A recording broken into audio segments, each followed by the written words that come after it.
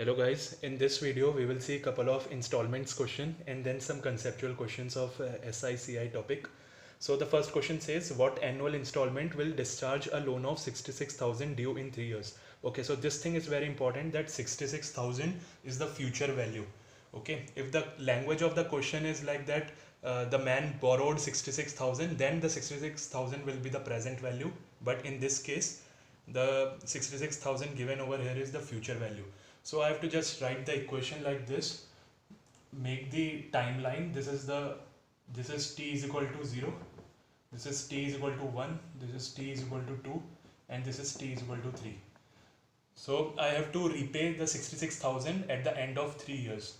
Okay, so let the installment I pay at the end of 1 year be x and x and x. Okay, since the three installments are equal, the three of them are x, x, x. Okay, so 66,000 is equal to, if I look at this part, what would be its future value? That will be x plus 1 plus r is given to be 10%, 10 by 100, and the year is 2. Why I am taking 2? Because it has 2 years in front of him. I am just look at this way, I am sitting over here at t is equal to 1, I have 2 years in front of me. Okay, so there will be 2 years plus, now for this, x 1 plus 10 by 100 to the power 1, because I have only 1 year, and for this only x, because the power will become 0 for this term, so only x. So I have to solve only this equation, and hence I can get my answer, 1.1 square plus x 1.1 plus x. So I have to solve this and can get the value of x easily. So this is a very simple question on installments. Only one thing we need to keep in mind, that the amount which is mentioned in the question is present in its future value or present value. If it is in present value, then convert it into the future value. Okay, so the next question says, Akshay borrowed an amount of rupees 18900 at an interest rate of 10% compounded annually.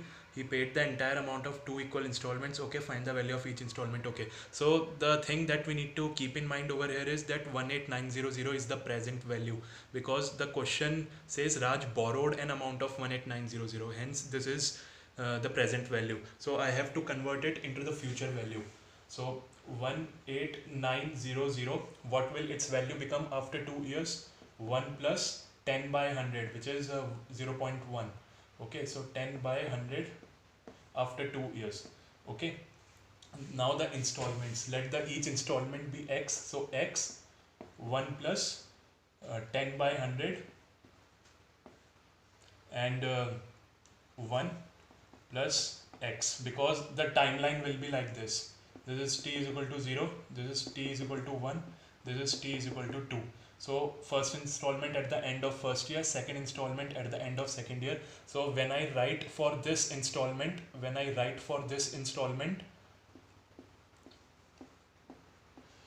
I have only 1 year ahead, so 1 over here, and for this installment I have no years ahead, so the power will be 0 over here. Okay, so I have to solve just this equation and I will get my answer. Okay, so I have to just solve this equation, and hence I can get the value of my installment. Okay, so only one thing that we need to keep in mind, that the amount which is given is the present value or the future value. So the question can be solved by converting each of them into the present value as well. But personally, I always feel each of them should be in the future value. So it becomes easy for the solving. Okay, so convert each and every term into the future value. Okay, so this question is very important as far as installments is concerned. So a sum was borrowed at 20% per annum compound interest. It was repaid in 3 annual installments, with each installment being paid at the end of year. First, second, and third installments were given. Find the sum borrowed. Okay, so the one thing over here is that installments are not equal, unlike the previous questions. Okay, the installments are given and I have to find the sum borrowed. Okay, so let's draw the timeline first. So this is t is equal to 0, this is t is equal to 1, this is t is equal to 2, and this is t is equal to 3. Okay, So I don't know what amount I had borrowed. Okay, so now look at this. I have to find out the value, that what was its value when I had borrowed the sum. Okay, its future value is 1200, but what's its present value? So just find it from here. Future value is equal to present value 1 plus r upon 100. Okay, this is n. 1 plus r upon 100 to the power n. Okay, so 1200 is the future value and I have to find the present value. So 1200 upon 1 plus r upon 100 will be 1.2, and the year will be 1 because the difference over here is 1. Okay, so this is coming out to be 1000. Okay, so from here I am getting this. Similarly, if I look at this, what would be the present value of 1152 when I had borrowed the sum? Okay, so this is the basically the future value after the 2 years. Okay, so what would be its present value? From here, 1152 future value divided by 1 plus r upon 100. 1.2 upon 2 means the power is 2 because the gap is 2 years, and that is 800. And from similarly from here, what I am getting, 2592 upon 1.2 to the power 3, and that is equal to 1500. So 1500, 1800. So what will be the sum that I had borrowed? 1000 plus 800 plus 1500. Okay, so this is 3300. So 3300 is the answer to this question. So basically in this question, instead of finding the installments, I had to find the sum. So I have to just do the opposite of what we had done in the previous questions. So we have to just find the present value instead of the future value. So let's have a look at the next question. A man took a loan of 1 lakh at 8% per annum CI. He repays 10,000 per annum. What is the amount due from him at the beginning of the third year? Okay, so he took a loan of 1 lakh rupees at 8% per annum. Okay, so what will be the amount after 1 year? Okay, so this is 1 lakh, 1 plus 8 by 100 to the power 1. Okay, so this is the present value, which is 1 lakh. What will be its amount after 1 year? So its amount will be 108,108,000. Okay, so this is the amount at the end of first year, but it is given in the question that he is repaying 10,000. So minus 10,000, 9800. Okay, so now he owes 98,000 to the bank. So now for the next year, this will be my principal. So 98,000. So this is the starting of the second year. Okay, so this was the starting of the year. At the end of 1 year, the amount becomes this. I paid the bank 10,000 rupees. The amount left is this. This will be the starting of the second year, right? So 1 plus 8 by 100 to the power 1, 105,840. Okay, so I will get 105,840. So out of this, again I will pay 10,000 to the bank again. This is at the end of second year. Okay, so what I am getting, 95840. So at the start of the third year, the principal will be this. Okay, so that's what the question asked, that what will be the starting amount that I needed to pay to the bank at the start of the third year. So this is my answer. Okay, so the next question says, Saurabh borrows 25 lakh at 12% compound interest from a bank and invests in shares. The investment gives him a return of 20% per annum, and he repays 5 lakh at the end of first year. How much does he make for himself after paying all the outstanding amount at the end of the second year? Okay, so let me tell you the story, what is happening in the question.